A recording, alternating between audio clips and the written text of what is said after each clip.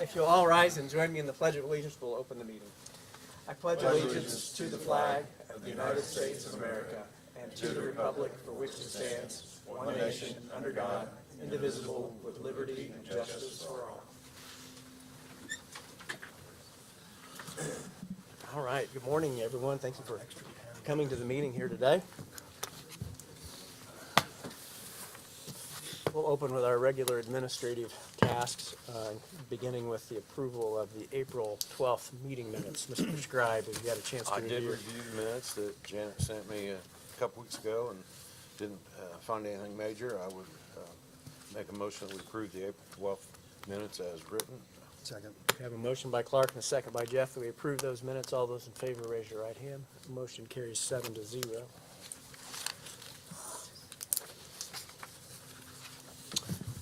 Monthly report from Community Corrections. I'm sorry. Brett Barton. Brett, good morning. Good morning.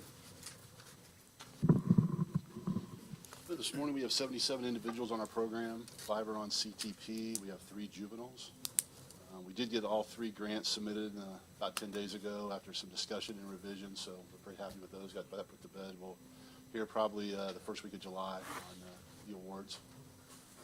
Friday, I meet with DOC in Indianapolis. I'm just going to let them know about our jail situation, that there could be possibly a space available for them if they're interested for a state work release or a juvenile facility, and just putting the bug in their ear. But I know we're in the early planning stages of that, but I think it's important that we let the state know that there could be something available for them.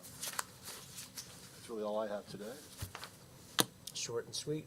Any questions for Brett? No. All right, thank you. Okay, thank you, Brett. Whoop. Right on the microphone there. Oh, I'm sorry. There's the thing.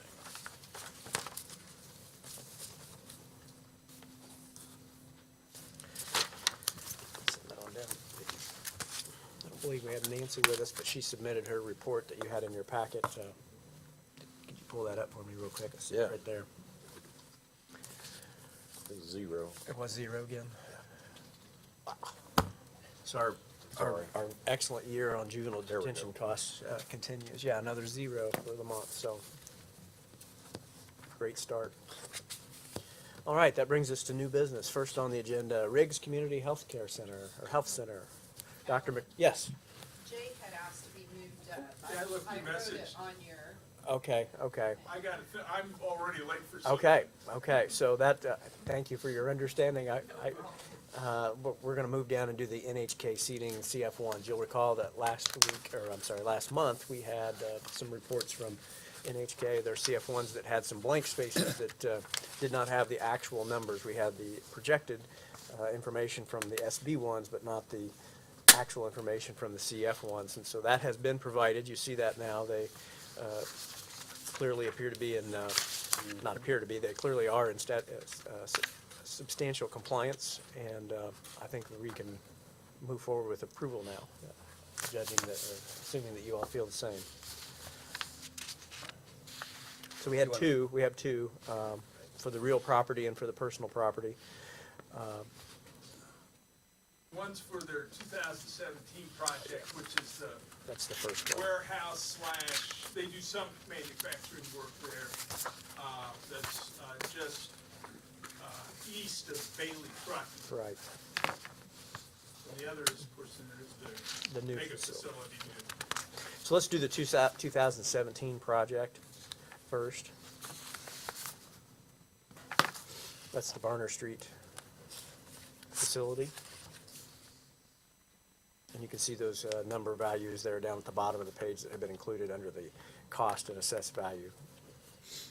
Do I have a motion? Make a motion. I have a motion to approve by Jeff and a second by Jake. All those in favor, raise your right hand. Motion carries 7-0. And then for the new project at 2865, the 2020 project, those numbers have been updated down at the bottom as well. I'll make a motion to approve the 2020 project. So that is $25 million in real improvements and $14 million in personal property is what those numbers were updated. Okay, so I had a motion by Clark, second by Mike to approve the 2020 project. All those in favor, raise your right hand. Motion carries 7-0. Jay, thank you for Thank you. getting those numbers filled in for us. Can I either get them now, or I can have Danielle come over around 11? Once you have- We'll send them One of over them may later. need to get over to the. We'll send them over. today, or the assessor today. Okay. Thank you. Sure. Now, we'll rejoin our regularly scheduled meeting and move to the Riggs Community Health Center. We have Dr. McQuaid Jones and Randy Hounts from the clinic. Good morning. Good morning. I'm Bambi McQuaid Jones. I'm the CEO of Riggs Community Health Center. So we want to tell you about a clinic that we're starting here in Clinton County in July. So we're a federally qualified health center.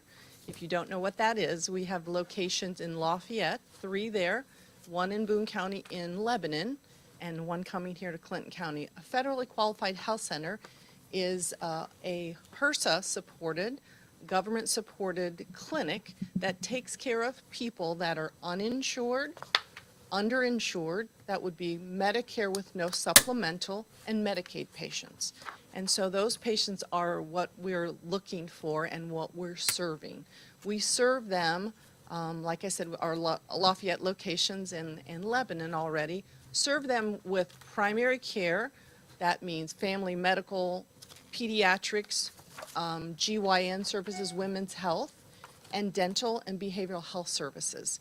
So our mission that has been always the FQHCs, which there are 33 in Indiana, or 37, I'm sorry, 37 in Indiana, serving patients in that donut hole, we call it, that either have Medicaid in between or long-term Medicaid, are uninsured, maybe they work for some of the factories here and don't have insurance, are undocumented patients, and patients that have the no supplemental coverage.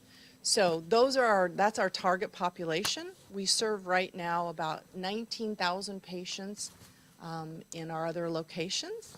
And so we're coming here. And we knew that there was a need for it. We've looked into this over the last 5 years. Some people have come to me and said there was a need. And what we do is partner with the hospital so that we allow people not to be going to the emergency room for their primary care. So that's not healthy for, residents. So we want to make sure they come to us for those kinds of services. We get supplemental payment through Medicaid for being an FQHC. So that's the good news. We funded it. Riggs decided this was a good place, so we funded the building, and I'm going to let Randy House, my COO, talk about where we are, when we're opening. The great news is it costs you no money. I know that's always a good thing for the council, right? So questions for me before I let him tell you about the building when we're opening and things? Can I help you with any of the? Anxious to hear the details. Okay, well, I'll let him tell you the details. Thank Okay, you. Thank you. Well, good morning, and thanks for letting us come today. Again, very excited to come to the Frankfort and Clinton County community. So our facility is a 7,500 square foot facility. Previously, the Mormon Church on just south of Frankfort off of 200 West? South. I'm going to get that. It's off of 200. So we'll have about a dozen staff members there. We plan to grow to 3 nurse practitioners, as Dr. McQuaid Jones said, primary care with some integrated behavioral health, serving patients ages 3 and older. We do plan to have, or we're working on right now, 10 exam rooms in there. We'll have the ability to grow that as we need to. The intent right now is open July 5th. Fingers crossed, all construction continues to go well. You'll start seeing social media advertising as well as some billboards going up in the community, letting folks know about that. We plan to see about 10,000 patients per year as we grow into maturity with those 3 providers. And it's really, again, building on our service already to the community. You may not know, but we serve in the last 3 years, we've served about 900 Clinton County residents in our Lafayette and Lebanon locations. So we think there's a need here that's bigger than that, which is why we're coming, delighted again to serve the community. Great, very So, good. Any questions? You mentioned coordinating with hospital. Can you elaborate a little bit on how that relationship or that coordination works? I can. We started when Ascension was here, when St. Vincent's was here. We started this conversation. I started the clinic in Lebanon 20 years ago and worked with the hospital there about this. So we started here about 5 years ago talking about this.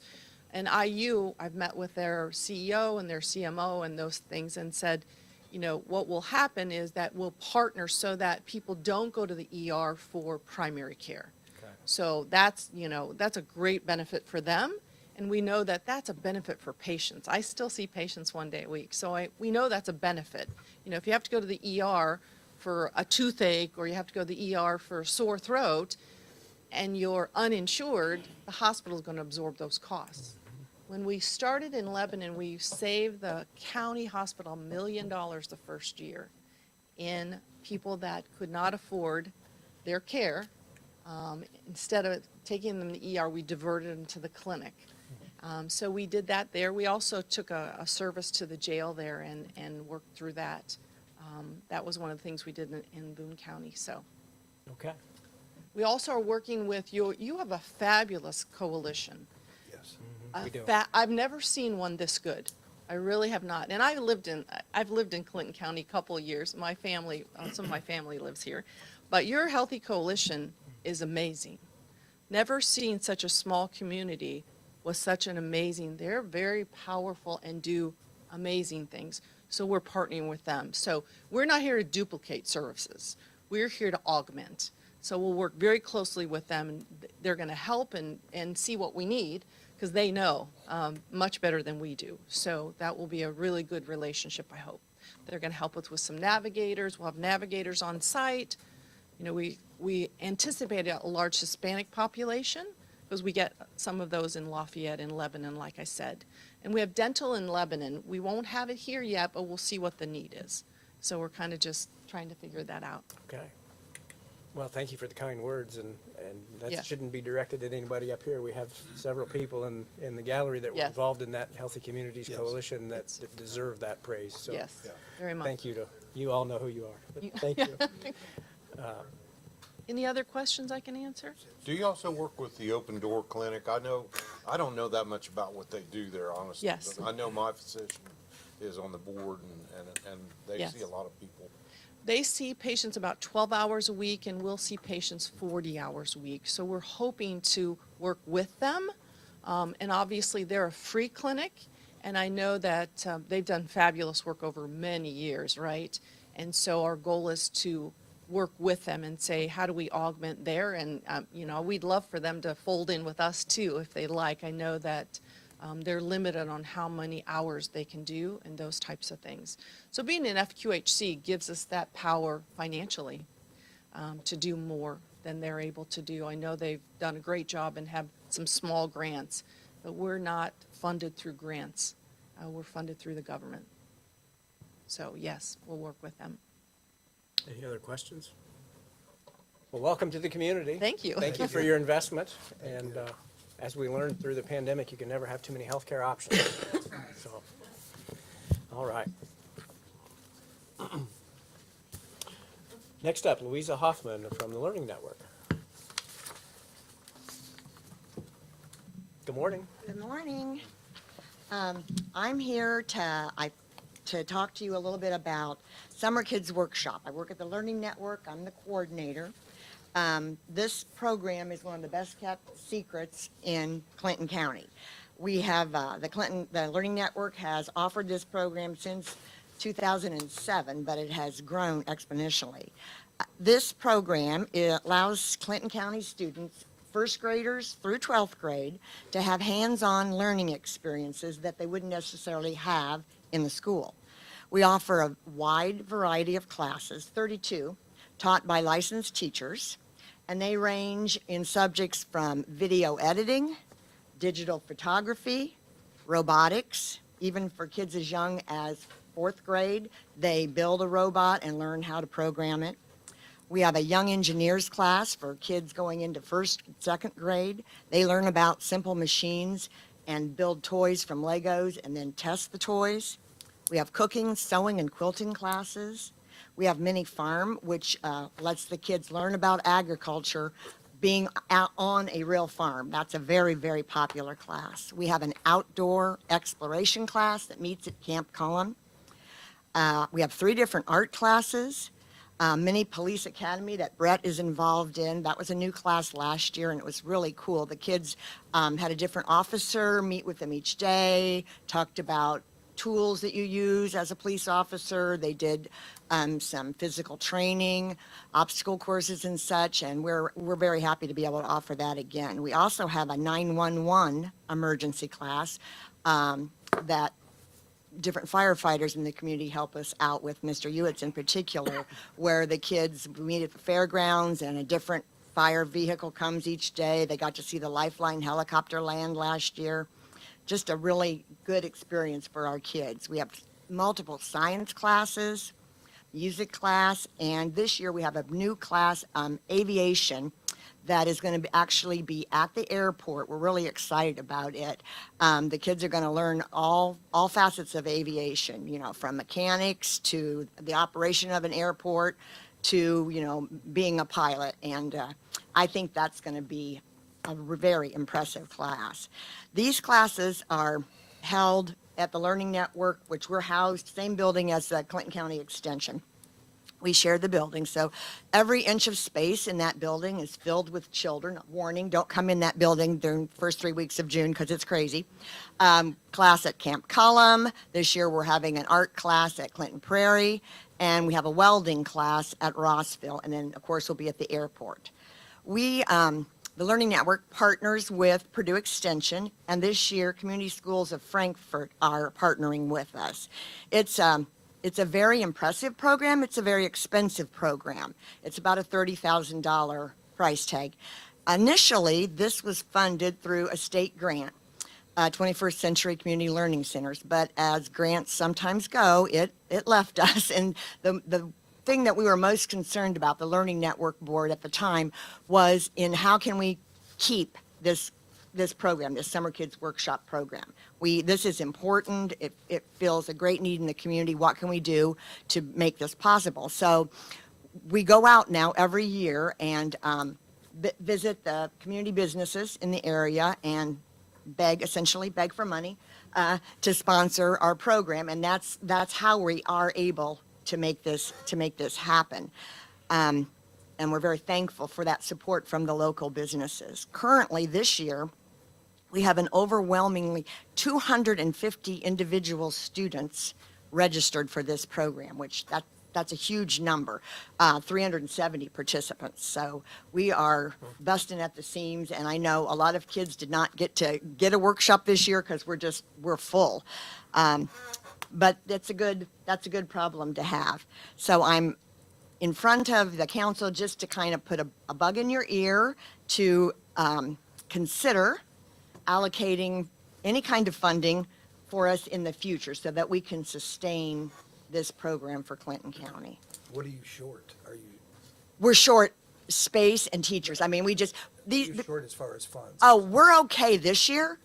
We're okay this year. I'm just next year, Okay. because I know plan in advance, but I would love to be able to have your support for next year. We're okay this year because we got some money from Community Schools of Frankfort, but that's a one-time only deal. But the businesses, when we ask them for sponsorships, we ask them to sponsor a particular class, and that's $500 to sponsor a class. So they will do 1 or 2 classes. So anything, we would appreciate anything. And if you need more information down the road, I'd be glad to meet with you again. Do you have any questions today for me? Louisa, Joe? all 4 schools participate? Yeah, it is all 4 schools, yeah. So, and it's pretty equal representation from the county schools, yeah. You were saying you Each of needed the schools. teachers? You were needing teachers and. Well, I've got my teachers, yeah. I've got my teachers this year, but every year that's a challenge to find somebody who wants to give up, some time after a long school year, wants to give up time in the summer to teach. And the program runs, it runs for 3 weeks in June. And there's a morning class or an afternoon class, and parents and kids choose the class they want, and they come to one class, some of them come to all 6 classes, it just depends. They're 3 hour, 9 to 12, and then 1 to 4. Yeah. And I said, because, I mean, the extension building isn't that big, we are limited space-wise. You know, that's why we're using the fairgrounds, because we're partnering with Extension, which has been very helpful to me in particular. Bethany Purley has taken a lot of workload off of me, but we're able to use the fairgrounds facility for some of these classes, like the 911 class meets out there. The cooking classes meet in the kitchen out there, so that's been really a blessing to us. But we keep the classes small because of the nature. They're hands-on, you know, kids are welding, you know, they're using sewing machines. So we try to keep the class size limited somewhat to 12, 15 students. Clark? Well, I know a little bit about it because. Yeah, you helped us keep it going. Just for one thing that you might mention is you do charge the students. There for is this. there is a registration fee. It just doesn't cover. Yeah, I understand. And don't you have some scholarships occasionally to offer there? We have And scholarships. Also, a stipend for the teachers, isn't there some kind of payment for the? Oh, yeah, they're not, yeah, they have, it's a $500 stipend for the teachers, which kind of works out to what their hourly pay used to be when we started. Now, their hourly pay has gone up, and my stipend has not gone up. So it was a bit of a struggle to find teachers, but the teachers like this program because they get to teach something they want to teach. They don't have to worry about test scores. They get to do the reason they went into teaching was because they like to teach kids, and so they really enjoy being able to teach, you know, science if that's what they're into, or robotics, or art, or music. So it's kind of a nice opportunity for the teachers to be able to do that. And I have teachers from all county schools, I believe. You mentioned community schools of Frankfort gave a one-time deal. They had, yeah, And why was it a one-time deal? And then also, why has the other schools helped out at all? Clinton Prairie's letting us use a room in their facility. Rossville lets us use their ag room. Jesse Davis teaches our welding class there, so they've helped out in that sense. And Frankfort I can't speak to the particulars of it, but they were very concerned. In the past couple of years, the Frankfort kids there hadn't been as many of them in our program because it is, you know, it's a $50 cost for a class, which to us doesn't seem like much, but for some families, they don't have that. And we've offered some limited scholarships. So Frankfort was concerned they wanted more of their kids to be able to have this opportunity, especially, you know, living through the virus and missing lots of hands-on instruction anyway. They really wanted this for their kids. So they had some, I think it was grant money that was available this year only to allow more of their kids to be able to attend, which it's really, I've got a couple of boys who are going to be in the airport class that I know their parents would never have been able to afford to let them do that, and they're going to have a wonderful opportunity that they wouldn't have had. You know, they're going to get to learn about airplanes. I'm sure neither one have ever been on an airplane before. So we're very gracious to Frankfort for their support this year. Alan, I have a question for you, and I think it's great that you're here now. This kind of keeps going back to budget Yeah. season for me, and we do have some limitations on what we can fund. We need to get some kind of return on our investment for when we make a donation to not-for-profits. Maybe Alan, can you give us some of those Yeah, guidelines? We do have state guidelines that we have to follow. We can't just make donations to projects. There has to be a return to the taxpayer in some way. So typically, when we've had those kinds of arrangements before, there'll be some sort of simple contract that, in this case, I think it could be qualified as some sort of early workforce development. Oh, yeah. You know, Oh, yeah. That would be what the investment would be for. I appreciate your proactive way that you're dealing with this and that we have, you know, we're thinking ahead to 2023. I would ask you to almost consider yourself the way, to go through our budget cycle much like our department heads do, in the sense that June and July is when we put together the requests that the council will then consider in August and September, with the final approval of the budget in October. And then hopefully that works well with your timeline for putting together your programming. But if you could get, I'd like for you to make a specific request. Okay, So if you could work through your budget and, maybe try to pencil in what you would like us to consider, get that to the auditor's office so that she can include it with the budget Okay. requests. And then we'll deal with it as we go through our process in the late summer. is there someone I can talk to as I'm going through this process to make Sure. sure I'm getting what you, I'm giving happy you to what do you that. want? Britt, I'm sure would be happy to Okay. talk with you at the auditor's office. Yeah, absolutely. Okay, Ask awesome. anything. And I will know, I'll have my budget, I will know what I have spent, what came in and what I spent in July, so, Okay, great. that. That sounds like a plan. okay, thank you very Thank much. you for the report. Thank you. All right, next up, Stephen Deckard. Stephen, welcome. Good morning. Good morning. I'm just here to give a quick update on some spending we did. We moved some funds from our 040011 account over to 040013 account. With this, we were able to buy 2 new ventilators that were ahead of an 8% price increase. And so by buying in bulk, we got $4,000 off roughly per vent. And then we also saved, just with the price increase, about $4,300. So all said and done, with our discount as well as beating the price increase, we saved about $23,000. Yeah. So just wanted to give you guys a heads up. We did that, and I asked Stephen to come today as much as anything for you to get a chance to interact and hear from him. Stephen reached out to me to discuss this, and quite frankly, we were able to do this through all through a transfer that didn't require any council approval, but I wanted him to have the opportunity to come and share with you, I guess just for you to get a sense of the way he's dove into this and is really trying to learn about the budget and manage the budget. So the ventilators, you'll recall, we had in last year's budget, we had an appropriation for 2. Stephen was going to request 2 more in the next budget, but we learned of this, he learned of this impending price increase, and so we were able to accelerate that purchase by using some savings we had in another line item, and by going with 4 instead of 2, got the cost break on the original 2. So, yeah, and with the savings of $23,000, I mean, that's pretty much one vent. yeah, So, we kind of got 4 for the price of 5. So, or price of 3, sorry. right. Yeah. So I know you've probably had a chance to meet Stephen, but I wanted him to speak to you and also give you a chance to ask any questions that you might have. But otherwise, I just wanted him to give that brief update so that you knew that he was tackling the budget and had some early success, and that I really appreciate your diligence there. Thank you, Alan. Any questions for Stephen? All right, thank you. I'm Thanks, sure we'll guys. see more of you in the coming months. Thanks. Okay, Beth Keeney. Good morning. Good morning, everyone. Hey, Beth.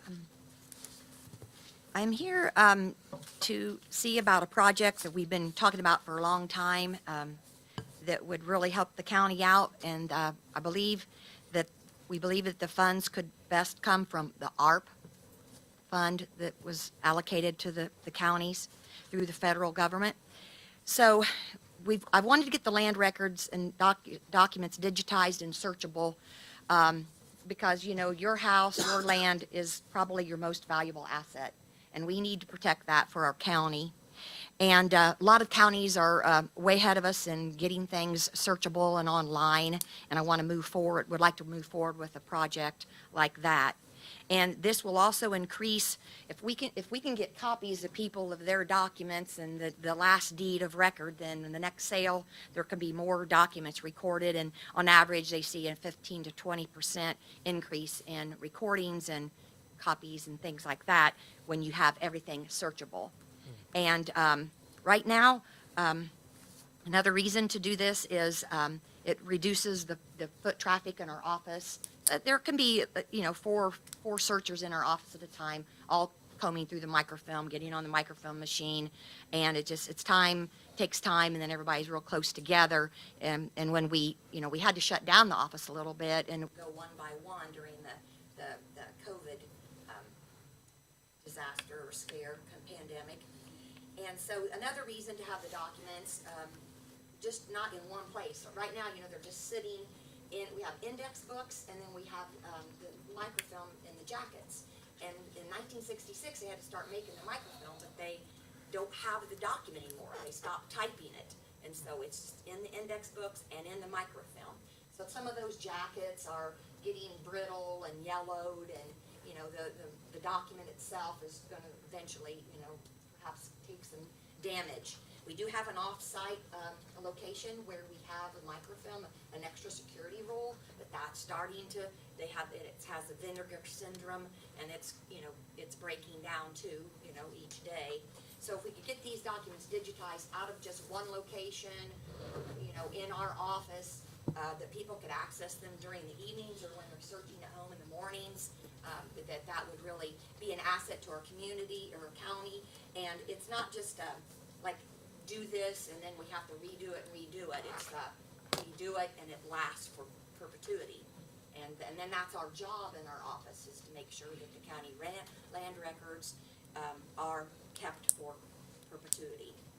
And this does qualify under Health Section 1.4, prevention in congregate settings, and also bringing the involving digital literacy and moving the images to be digital. Something else, it would be, he gave us the proposal, and we're gonna work with US Imaging on this, and we would like to, and they would come in-house, and they would sit for approximately 40 hours and scan those jackets and get them all put together. And then the grouping, there's expenses for grouping and things, and we have an overall quote for that. I don't know if you would want the quote today in this meeting, or Yeah, go ahead. I do want to present it to the ARP committee here in a little while. Okay, on that, it's $141,892.02. And that is 29 years worth of microfilm, 1966 to 1994, getting those all safely digitized and in a very safe, safely held, secure location, the servers, and then once we can get those on all there, then there's a series, they have to do a lot of grouping and things, it's just, there's lots of work involved after they get them digitized, to get them grouped and put together correctly. Then then they'll scan those index books, and they'll be tabbed A through Z. And so if you want to go to your name, Keeney, you go to the K's and you look in those books. You got to kind of have some years, an idea. You could look through all of those 7 index books, but you could find the documents that had your name involved, and then you would quickly enter that number in. That's the one you want, and we have the DocsPop available online document retrieval, and people can go there and search. And again, 24/7. They don't have to wait for us to be open. They don't have to be around a whole bunch of people in our office, and it's just lots more simple and up to speed and into the new century. And so you're saying that if we, other counties that have done this, once you have an ease of accessing the documents, you have an increase in fees for printing those out, or, Yes, okay. yes. We saw a huge increase in copy fee, where we put our documents online we're back to 95 in indexing, but they have to sometimes call us for some of the older ones. But January 1st of '03, they go back that far to pull up the image themselves, pay DocsPop, and then they pay us, and we saw a huge increase when we went to that in April of '20. So that was it was something I put off, but it was something that was highly needed, very important. Beth, who is your users? Who's the users? The users are the searchers who work with title companies, or they're individuals. In a commercial search, they have to go back 50 years. And so, that would take us back 56 years. So that would be in line, they'd have everything very accessible that way. But anytime you're selling your house and you want a warranty deed, you want to have title insurance, you want to make sure that you're not getting stuck with some kind of a debt from the previous owner, they're there searching that. So that's mostly they work for Indiana Search Technologies. There's a company called Advanced Technology and Searchable. It's called ASK, ASK, or the initial synonym for it. So we've probably got 10 people, you know, that come in on a regular basis. Law firms, local law firms around here that help people with title work. And search. Beth, is this like cloud-based, or, I guess my question, or to Tim, do we need more security or storage or anything? Right now, I'd say the storage is fine. Security will be okay. The real aspect that the users will interact with is off, which is outside of our purview. So they would have their own security and they'll be able to keep the documents safe. Okay. Is it exclusively our product or somebody, the vendor's product at any certain point? Once the images are scanned into our system, they're our product. If we share it with DocFob, it's basically what it is for public access. I'm John Wood with CSI. We're the land records vendor for the recorder's office here. We also have the disaster recovery backup at CSI also. A separate offsite. Okay.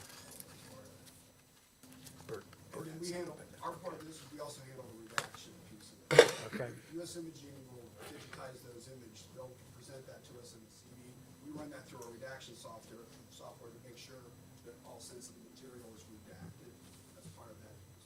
I will say, we have 48 counties in Indiana we work with, the recorder's office, and virtually everybody is doing a project like this. It's really important, because the film, as Beth said, the film does go bad. It starts to erode. It's nice to have it on a digital image and it's searchable offline, online, and remotely, and as well in our office. Here's an example, you know, of the microfilm that's in our off-site location, and it's just up for, you know, all kinds of wear and tear and deterioration. So if we could get them, yeah, all, Is that destroyed afterwards? Or we still trying to hold on to those and save we those still efforts? do it. It's still an IC code that we have to have security film. So it's Even gonna after it's take- digitized? Yes. Okay. Yes. So, and then years ago, they used to, and here's the jacket where they lay those down on the scanner and start just scanning them in one by one, the images. I came up, we have 100, let's see, I'm trying to figure out, we have 121,000 documents to get digitized in this 29-year period. And then he's got it figured out as images calculated, so. And then they used to be, the other box, the other roll of film here from 1966, it's in a metal box. So, and then they switched to just keeping them in the plastic containers. They say the boxes are archival now, that the ones that we take out now to the off-site location, that those are supposed to be kept, you know, those are gonna keep in better condition. We just brought these because this is all we have of 29 years. Yeah. This is what you see. So getting those digitized is really a priority for us, so that we can keep those in several locations to keep them protected. We have no books or anything. This film goes bad. Those are acid based. We were told some of these older films, so they're gonna deteriorate. That's lost, and then the jacket that's used daily in our office, if that's gone, we've got nothing else. for them. Commissioner Weaver, I think you had a question. Beth, and I don't know, you're in a field that I have no knowledge of, but I know that our clerk is struggling right now with also trying to secure some information in reference to scanning the documents that she needs. And our archive is doing the same thing and struggling. As you know, on the second floor, we have all those file cabinets from 1919 and so on that we're also struggling with. Is there any connection that we could include that, or is it totally a separate thing and we need to get separate? I'd say it's separate, you know, their records, but this company, I'm sure, would be, you know, if there's company, you know, if they just have to go on their own, but they wouldn't wanna mix they wouldn't wanna mix their documents with ours, I'm sure. I just know that we're struggling with the other departments wanting to scan and document and protect the same information, so it would be nice if we could coordinate, maybe we get a better price or something, I don't know. Those are pretty good. I do know that over the years, we've talked about buying a book scanner ourselves. And, you know, between the clerk and the auditor and myself, we could have a book scanner and share it. Now, on this particular project, the biggest project, I believe, are those roughly there's 129 rolls of film this represents. I don't know how many jackets, he counted them up, but, an average on images per document. But, we have 7 books that we're gonna scan. So, but we have a lot more, you know, from 1966 back to 1830, we still have all of those books too, but this was just a start, you know, to get, and we're only gonna have 7 books scanned this time. Okay. When you, have you seen an example of them scanning our microfilm and what the end result looks like when you go retrieve it electronically? Because, you know, what's in that film sometimes is not really high quality. So are they maintaining the quality or even improving it maybe a little by darkening it or whatever? They're using scanners from the Mormon Church has had designed for them to keep their records scanned and digitized. So he told us the price of the scanner was $140,000 or something. I had him show me some scanners yesterday. So yes, he said that these will pick up the images the best that they can and make them. Because that's real important. We have worked with a company called CD-COM out of the Indianapolis area, yeah. And we have examples on his quote too of how things will look and improve. Like before and after? Yes. Okay. But the CD-COM digitizing, that worked out really well. They had a black image, they had the border around that we didn't want that much black border, and we felt like they had promised to us that they weren't gonna have that much border. This company has said that they will remove that dark. That's part of that going through everything. They say they have 100% accuracy with going through these, grouping them, and indexing them with the number and getting the best quality image. To add to that, we partner with US Imaging on most of these projects. I refer them more than anybody else. They're nationwide, they do a great job. They are on site. A lot of the vendors do not come on site to scan your books. They actually come on site, which is important because you don't want those books to get out of the courthouse. So, you know, they have done a great job partnering with us on other counties that we've done projects. Quality seems to be as good as anybody. I thought too, I thought that he would want to take he's still deciding whether he'd like to, if we go forward with this project, if he'd like to have the security roles or the jackets. So he's having me send him like 3 examples of film. He wants a 1980s. I've got a 66 and a 95. He says, get me a 1980s. And he's gonna look, because he was kind of pleased, I think, yesterday with the quality of the security roles. But still, there's that chance. You know, something could happen to our off-site location, and we could lose it all, you know, so.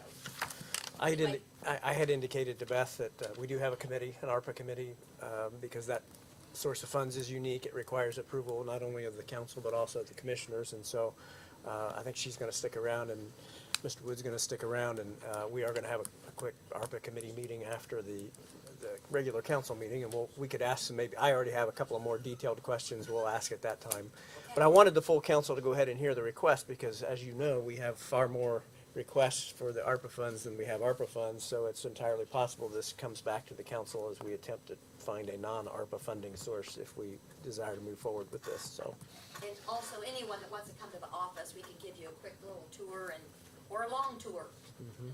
You can see how we operate there. Great. Thank you so much. I appreciate the examples too. That helps makes it easy to visualize. Okay. We've already done the CF1s. The only other thing under new business is more of an FYI. You'll see it, I think it's all on yours, no, I guess it's just on mine, but I wanted to make reference to the fact that there should be in your packet a letter from the redevelopment commission, or a report from the redevelopment commission that is an annual report that is presented to the state and needs to be reviewed, or not reviewed, but presented to the Commissioners Council and the Redevelopment Commission Board. It's essentially a listing of who's on the board and the receipts and expenditures for the prior year. I'm going on memory here, but I want to say that the receipts were around 56,000 and expenditures were around 32. But beginning in 2022, pay 2022 taxes, we start to get our first revenue from the NHK facility. So that number will start to finally grow, which was the plan all along. So we're excited to see that start to happen. Alan, I did not get that in their packet. Okay. So if somebody wants a copy, I can make you a copy. Okay. It's a standard letter he signs it. Yeah. Okay, moving to old business and additional appropriations.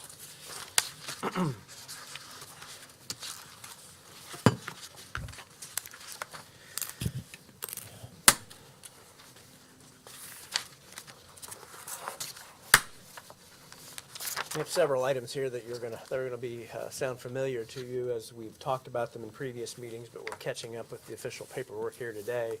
And our first item is one of those, and that is, you'll recall we had representatives of the Soil and Water Conservation District come in and ask us for some additional funding to allow Leah Harden to continue on for a period of time to train her replacement. And so those funds, for approximately 2 months of her employment are asked for here, $11,782.40, or 3 months, I can't remember.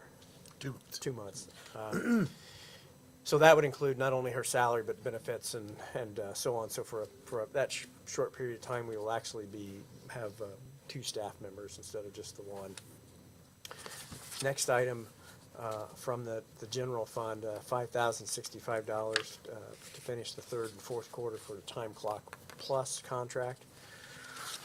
And then lastly, from the general fund, $6,000, and this goes back to our morgue project. This was money that we originally budgeted in 2021, but didn't get spent. You'll recall Ed came and asked if we would reallocate that money for the restroom facilities. We agreed, and this is that official action. So $6,000 for the restroom at the morgue. From the accident report fund, $285 for camera equipment. From the clerk's records perpetuation, some rebinding of some of our books upstairs, 9 books, and to be specific, $1,855. From the highway department, Rick had addressed us before about a new roller. This is the appropriation for that roller, $41,000. From the misdemeanor fund, Sheriff Kelly had asked for a new transport vehicle, and we had agreed to that. Out of the misdemeanor funds, and Brett also concurred. So that's $37,000 there for the purchase of a Chevy Traverse to be the new transport vehicle. From the supplemental public defender fee, $643.74. This is public defender fees, I believe, that were collected locally. And you'll see we'll have one later that's from our Public Defender Fund reimbursement. Travel Immunization Fund, $4,500. That we use this is a non-reverting fund, and it's going to go to purchase more vaccine and/or supplies. From the community corrections, we had another successful month of collecting money through the TREX program that totaled $1,612.98. For those that may not know, the TREX program is where anyone that owes money, a delinquent fee that's owed to the county, we can apply to the state to have that fee withheld from any state tax refund that the person may have. So we collected $1,600 through that program. Here's the Public Defender Board. So this is reimbursement that we receive. We can submit pauper attorney fees incurred at the county level to the state Public Defender Board, and we get a reimbursement of a percentage of that. That totaled $57,827.53 between the 2 courts. And then last, I have a question on yes. and maybe I'm just not informed well enough, that I thought that all that stuff is supposed to be divided 50-50 between the circuit and Superior Court. No, it depends on where the cost was incurred, so it Okay. can be a different amount. Oh, I see. So Yeah. this one for the death, capital murder Yeah, case. so the was- specific breakdown It's a there was. specific request, then the state reimburses for that. Correct, Okay. correct, Well, that's good to know. yeah. So let's see, what was it? It was, So uh, the- one so court Superior- was 25,917, and the other was the balance of 31,909. Right. Right. So Superior Court would have gotten half of the 31,000, and then the whole amount of the 27, or 25. Well, it's just tied to the case, and whichever okay, case, gotcha. whichever court that All case is in, yeah. That answers my question. Last but not least, the CASA grant, Judge Muller's asking for $1,500 to be used for a part-time employee. And that is the entirety of the additional appropriations for May. Any questions or need for further explanation on any of those? Fairly straightforward this month. Okay, seeing and hearing none, I entertain a motion to approve. So, Got a motion by Joe, do I have a second? Second. Second by Jake, all those in favor, raise your right hand. Motion carries 7-0.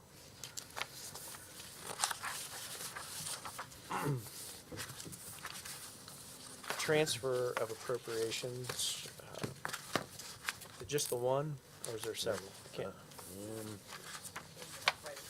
yeah, okay, I got it here. Let me pull those out here. Health Department, $12,159. That's cut off on here, so I'm not sure what the transfer from environmental something. Staff, environmental staff to immunization clerk. From Central Dispatch, $7,200 from the dispatcher salary line item to the overtime line item. Health Department, $3,900 from, I don't know what VC is. VC manager, vaccine coordinator, volunteer coordinator manager to the operating supplies, and then that's $3,125 from that, the vaccine or volunteer coordinator nurse to operating supplies. We want to make sure we use those grant funds. For a little bit of clarity, Sure. at this point, we're getting to the near end of the fiscal year. Mhm. The fiscal grants we've been working off of. At this point, after budgeting, we've been working with Chris on initially, when we got these grants. We put so much in certain line items. Now we're coming to this end, and as COVID has now started to taper off and wind down, we're trying to move that money into line items where we can still expend that grant money for necessary items, and we're not seeing the large clinic volunteer coming in. So we're just trying to Gotcha. efficiently use those grant monies as we can, since we've already received those, so. And continuing on that theme, $10,000 from the extra assistant to the clinic tester, and $1,100 from extra assistant to administrative assistant for health department. $500 from mileage to clinic supplies, and $1,500 from conference fees to clinic supplies. Kind of that same, let's use it where we can put it to benefit. We're doing much traveling and conferences during COVID. Right, right. And so that is your slate of transfers. Do I have a motion? Motion to approve. Okay, I had Jeff, and then I had Joe with the second. All those in favor, raise your right hand. Motion carries 7-0. Thank you for the explanation, Rodney. Trying to get them on.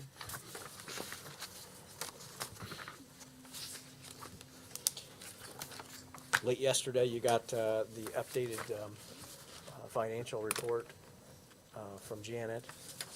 Hope you've had a chance to look at that. I'll I have looked at it. move that we acknowledge receipt of the Okay. April financial. Yeah, we have a motion by Clark to show acknowledgement of receipt of the report for April. Had that motion by Clark, second by Jeff. All those in favor, raise your right hand. Motion carries 7-0. That comes in. Brett and I and Jordan met with the auditors from the State Board of Account who are here to begin their 2021 review. And that'll be one of the things they ask, is whether we look at that. So I want to make sure we get it in the minutes. Any council reports? Any members had anything they'd like to share? Okay. Seeing and hearing none, I'll move on to commissioner reports. I know Commissioner Brewer has a item or two. Good morning. Good morning. For the sake of time, I'll stick to the most relevant ones. We have a lot of things kind of in the works right now, but the one that is most important, I guess, to you guys would be at our last meeting, we moved forward with the guaranteed maximum price on the boiler and chiller project, which would be 3 boilers at the jail, a new chiller, and then a new chiller here at the courthouse. And so that total cost of those projects is $1,118,000 roughly. It was imperative for us to move forward with that on May 2nd because around May 5th, they were going to see a 7% price increase in the equipment. That was roughly $50,000 to $75,000 project increase. So from a timing perspective, the boiler project is on taps for starting sometime in July and working through August to finish it.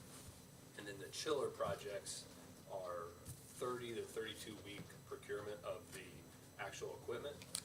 And so they're not scheduled to be implemented until December, both here and at the jail. So this project will start in July and probably take all the way into January of '23 to even February of '23 until all of it's installed.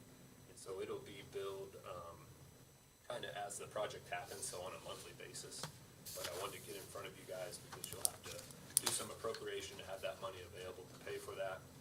Clark and Allen have both been a part of the committee meetings with Envoy in discussion of the project, so they had a little bit of awareness. But I wanted to kind of update all of the council about that. And the only thing I would add to that is that one of, kind of an ancillary conversation that we had was we did meet with the judges regarding, you'll recall that both last year and this year, we have in the budget monies for renovating the 3rd floor of this building, and we've talked to the judges who've been willing to make that a later project so that we could utilize those funds originally dedicated to the 3rd floor renovation can go towards courthouse, overall courthouse needs. So that'll help tremendously as far as the funding.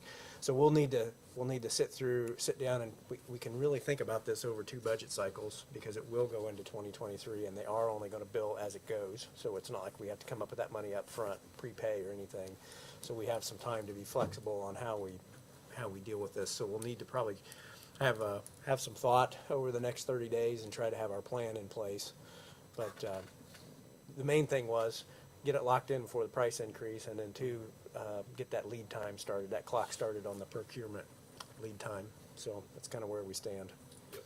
And then along those lines, they're also working on narrowing the cost to more specifics for the renovation of the regions to the annex. So that's about a 6-month process in terms of design work and the cost estimate. So I would expect something in October.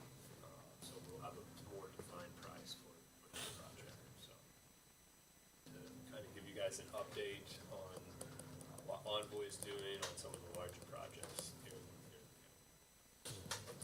Questions? Okay, a lot of moving parts.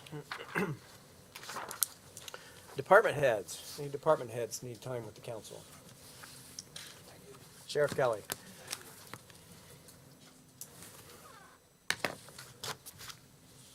Several different items to clean up. Good morning, Sheriff Kelly here.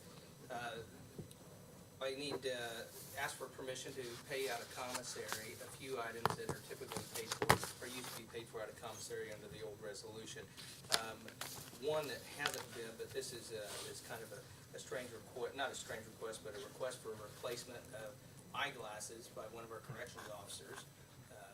The person that damaged the glasses is indigent and was not criminally charged and, resisting or anything like that, so there's no restitution through that, but a $305 out-of-pocket that the employee had to pay for to get new glasses. They were broke while getting this inmate back into a cell, that type of thing. So with that, I would like that, and I could some, the paperwork and the receipts for payment out by the employee will be attached to the semi-annual report so that everything is, documented, so that you can see that.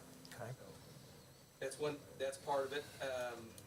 Landscape, there at the sheriff's office for mulch, I don't know what it costs this year for mulch, but we'd like to re-mulch everything and check, the things that die, the flowers, bushes, whatever the case is. So we're asking for about $300 out of the commissary fund to do that. And also a dumpster. We're doing some cleanup there. We'll need an extra dumpster from one of the local services, and I think it's about $405 for a 30-yard dumpster to get rid of some of the clutter down in the basement, make some room for things. Hey, Sheriff, that reminds me, have we ever, we talked at multiple times about having a garage sale, so to speak, of all the stuff that's accumulated. Have we ever thought about that anymore? I've thought about it, but most of it's metal that I don't think anybody's gonna buy. Okay. And so we have particularly taken it to Winsky's in the past, and under new ownership, we always maintain a credit for our maintenance people to go back and, pick up metal, weld on doors, things like that, add metal. So it's kind of one of those things where I don't know that there's anything viable to sell. Okay. Like today, talking to Mr. Campbell, we talked to the commissioners about kind of offloading some trailers. We've got a 20-plus foot trailer that is rarely ever used. We have a snowmobile trailer, the aluminum one, that we don't use anymore. We haven't used it in 3 years, 3.5 years for much of anything. And so we want to get rid of some of those things. But department heads have asked for one of the big trailers, so we're going to transfer that trailer over to County Highway, I'm sure, later on this month. So, but we do have some clutter, but there's just not enough to Okay. really take the time to. Well, I was just prompted by that with the thought of the dumpster, We thought about it. Most of the things that are going to go into the dumpster are mattresses, things like that we have to get rid of. We replaced probably 250 plus trays in the jail, and they're the plastic composite that just going to go get recycled. But we've got to get rid of those, and because we replaced all those trays. So there's just a lot of things that somebody wants the trays, they can come see them, but they're pretty damaged, so they're not worth using. And a couple of the other things are items of information to give out to, utilize at the county fair, the different parades, things like that, to effectively provide giveaways to our community, from the sheriff's office, at the different parades, things like that, county fair and the different festivals that'll go on this summer. So with that, one last thing that's super important to me is we had a citizen from Carmel, Indiana, that we had a vehicle pursuit. This was several months ago, and a set of stop sticks, which are the tire deflation systems that we utilize, was laid across the road, was off of the roadway, but a semi passed, picked him up with the wind, and kind of moved it out into the road. It did get a person's tire. That was an innocent bystander. The tire's less than $200 to replace. The person has reached out to us, has been very kind over the last probably 3 months dealing with insurance, and the insurance that covers the county. We obviously have a very huge deductible.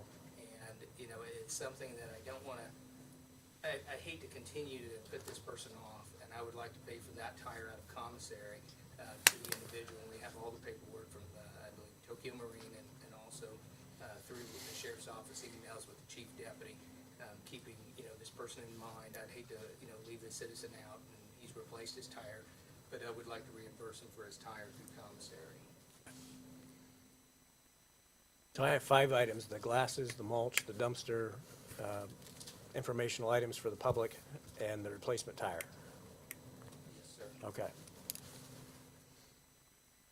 How much on the public information line item did you give a number? Well, with everything, I would say probably $1,000 to $1,500.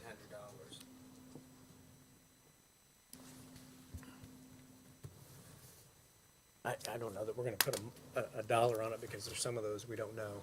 I mean, We don't. yeah, but we have specific items there, and I don't have any objection to any of those. If no one else does, I'd entertain a motion to I'll make a approve. motion to Okay. approve. Second. Thank you, I I appreciate it. had a second, a third, and a fourth, I don't know. So I had Jeff with the motion, I think I had heard Jake first with the second. All those in favor, raise your right hand. Motion carries 7-0. Thank you very much. Okay. I've talked with Commissioner Brewer about the vehicles, the trailers and things like that that we want to, get rid of. And we've reached out to, like I say, County Highway. I think they're going to want the bigger trailers that, to utilize. Also on boilers and chillers, we will find a way. And, and that's like anything. I won't hesitate on helping out on that and, working, figuring out how to get that done over the next few months. And without having to pay it out all at once, I think we can find a reasonable answer to that, especially for the jail facility. And it's a needed thing that we have to get moving forward on, and I understand. And every day we wait on purchases, we wait on costs, and we're watching the cost go up substantially. I know the commissioners have asked for a price on our vehicles that are gonna come in. We were notified, I think it was yesterday or last Friday, for the commissioners and for council, that the vehicles will arrive probably the last week of July. And they also will not give us a price. And I say that, but I don't think it's gonna, it is what it is. We have to purchase the vehicles, and it's a needed thing, but they won't give us a price until they're off the line.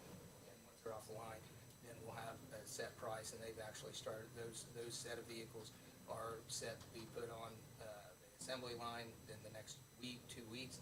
So hopefully, once they're on the line, we'll be able to get that price, and we'll be able to budget out and see what the cost is gonna be. Yeah, and the question, I guess, for background is that when we did the budget, we have a number in the budget for the vehicles, but I think we used last year's purchase price. And so I think everybody expects that it'll be more, we just don't know how much more, so.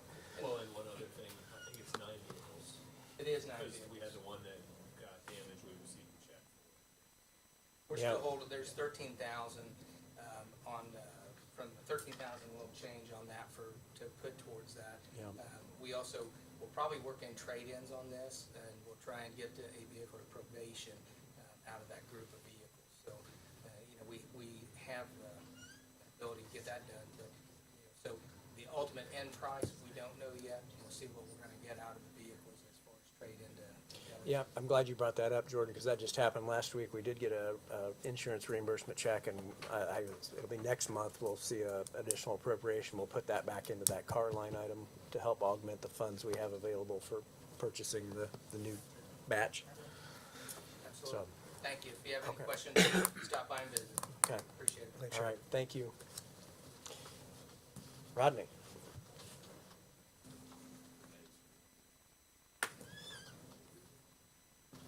Gentlemen, how are you? Good morning. Doing well. Just to step back a couple of minutes, since there were some appropriations transfers that we were talking about, the $12,000 that we were moving from environmental staff to the immunization with the discussion I had with you gentlemen, that after 4 years of funding that immunization clerk with an immunization grant, that I'm making the move to put her into first a different grant, which is a state grant, not a competitive one, and splitting her salary over the next 2 years to transition her into our regular general fund budget. So that is part of that. Process. We're off of that. So, the other information, I think it was $3,900 or so for travel immunization, just to duly know. For whatever reason, Clinton County Health Department has become, among travel immunizations, the yellow fever center for the entire state of Indiana. Really? In this area right now. We are doing an outstanding number of yellow fever and other associated travel immunizations right now. That's a rather costly, particular vaccine that we purchase, and we purchase it in lots of 6, I think, at a time. What we do with that travel immunization fund is move anticipated amount of money in there at the beginning of every year with the auditor's office's help, and leave the remainder in just the cash on hand. But because of this increase, we had the mid-year look at moving more money in there to continue to keep our inventory down. Kudos to my immunization staff. Among all the COVID things they've done over the last 2 years, they're now coming out of all this and starting to establish themselves as a travel immunization center for the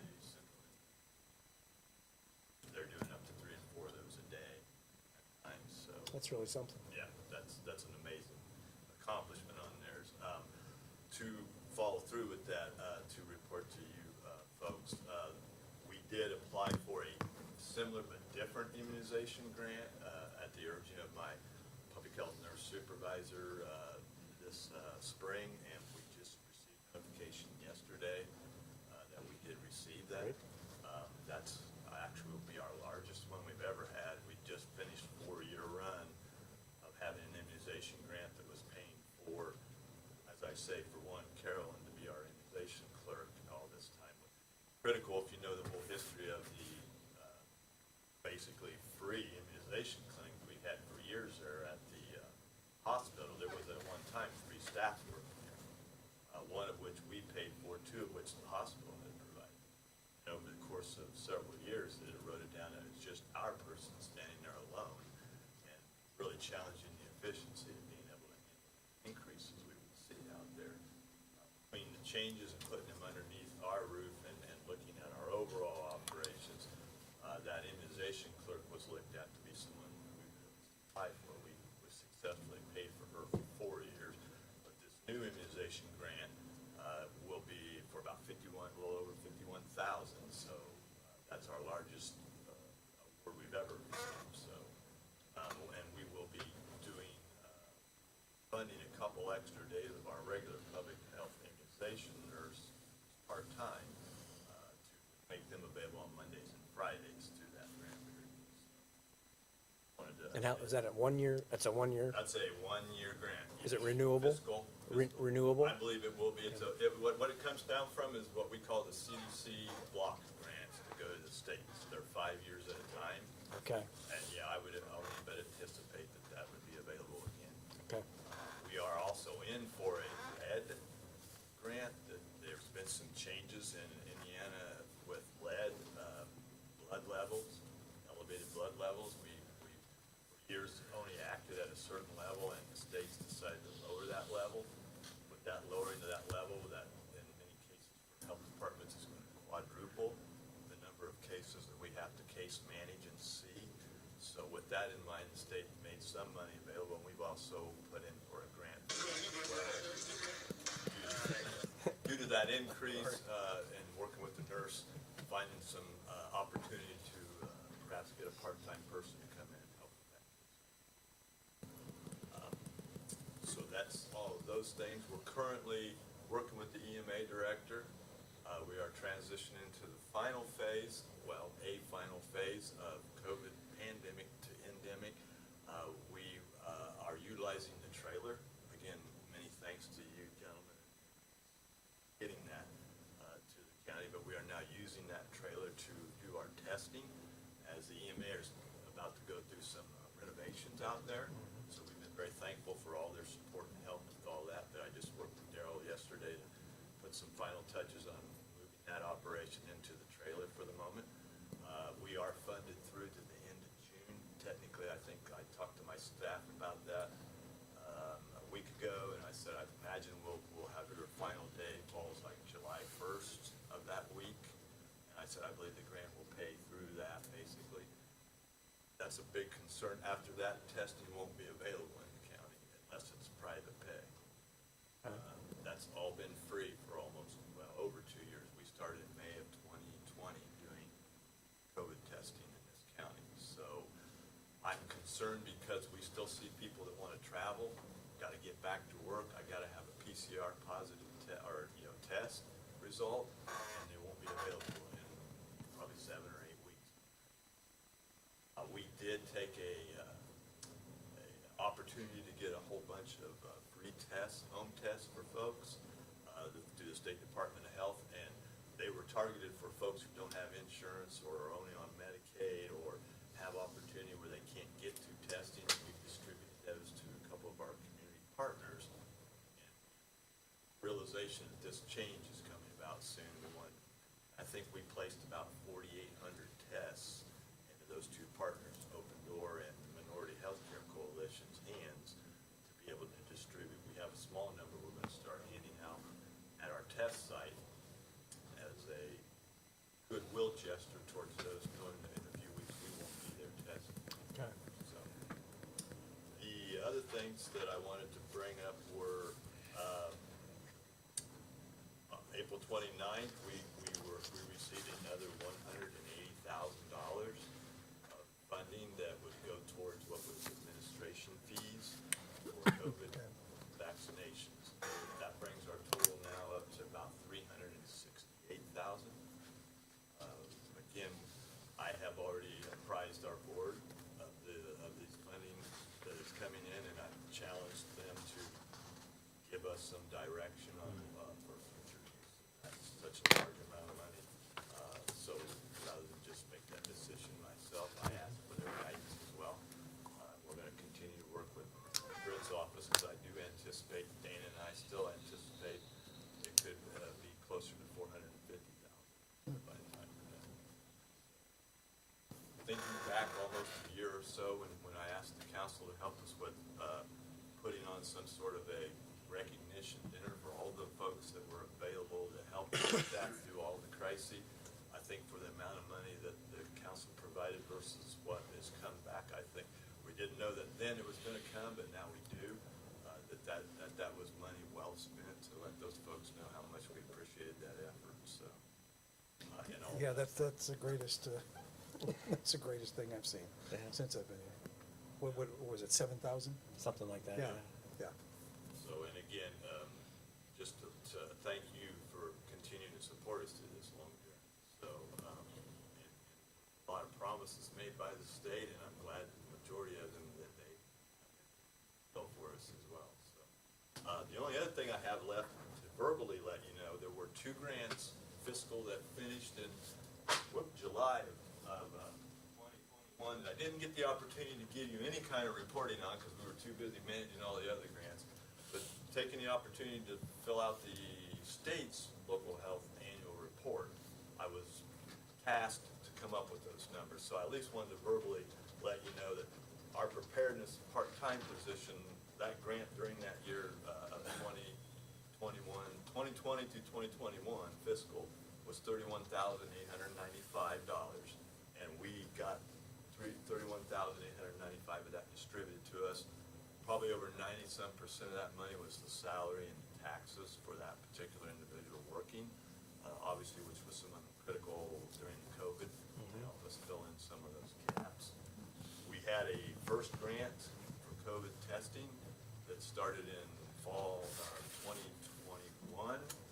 That was, no, 2020, that ran all the way through July of 2021. And that was $100,000. That was the first grant, and we did report that we had got $100,000 that distributed to us, and we have since expended all those funds. During that same time period, vaccine grants that were available were totaled about $50,052.59,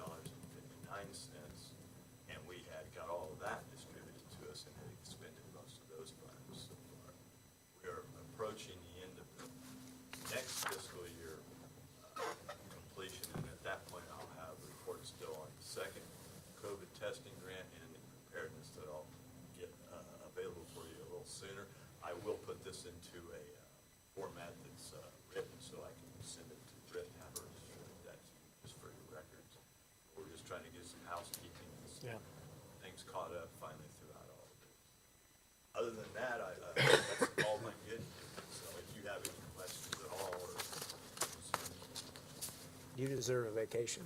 well, I'd like to find time to take one. This is my busy time of the year starting right now. I am making sure my staff are trying to start thinking about that. Because, you know, their mental health has been tested through a lot of this. And as we think and talk, as I said to the commissioner the other day, about going back to normal, it sounds so easy, but one, a lot of us have stuff piled up that was waiting for almost 2 years that we now have to turn around and refresh our attitudes and try to dig back into it. And that's quite a challenge right now at the moment. But I do, again, appreciate everything. And most importantly, I want to thank all of our staff that were available to do all this, because we accomplished some things that larger health departments were not able to. Thanks so much. Good for job, good job, Ron. all your work and keeping us so informed all the way through this. Thanks, Ronnie. Any other department heads? Steve. Oh, Stephen, yes. Sorry. No. Just learning from Rich and Rodney's presentations, there were two things I thought of that I wanted Yeah. to mention real fast. So last week, in conversation with our billing department, Acumed, we actually caught that in August of '21, the Commissioner Josh Hewitts had approved a price increase on our billing, and we had forwarded to Acumed, and Acumed never implemented it. So we caught that last week. It has now been changed, so we might start seeing a small increase in our revenue. Good. And then also I wanted to ask, do you want to talk about the cardiac monitor right now, or do you want to wait until another moment? No, go ahead, go ahead. So, something that will be advertised probably at the next meeting, will be a transfer from 1170 to 1151, from the EMS, furnishing to, a new line item of 400, column of 1151. The reason for that's gonna be for a new cardiac monitor. Right now, we only have 4, and with our 4 ambulances, we don't have a spare. So we have a verbal agreement with Carroll County that we can use their, monitor in instance that one of ours goes down. But the monitor that they're giving us access to is their old ones, which are like 25 years dated. They're not receiving any, upkeep or inspections or anything like that, so definitely not a reliable option for us moving forward. Our monitors have been very reliable, but Christmas Day last year, one of our monitors went out, which instantly makes our ALS ambulance to a BLS ambulance. We can't do 12 leads, we can't defibrillate patients, so I mean, this is, significantly impacts our department. So unfortunately on Christmas Day, we couldn't get anybody to come repair it, so I had to wait until the next week, of course. So having a spare would be huge for us to be able to fall back on in case we have something like that happen in the future. I don't have an exact quote yet, but I would expect 35 to 40,000 is what it's costing. And we have those funds available, he referenced in the EMS furnishings line item, so our buildings are done. They've been furnished, and so we had some funds left over, and Stephen had approached me, and I thought that was a great use for that money to avoid those revenue disruptions of, the difference between billing at BLS and ALS is significant, so we don't want to put ourselves in that position. Yeah, and with the understanding that money will not be allocated for the future, so kind of a one-time Right. idea. Yeah. Doing it now versus putting it in the budget for next year, yeah, Right. yeah. Yeah, and that'll be advertised for next month, so. Okay. Great, thank you. Rick, anything? Yep, we did, great, great. Another home run. Okay, anybody else?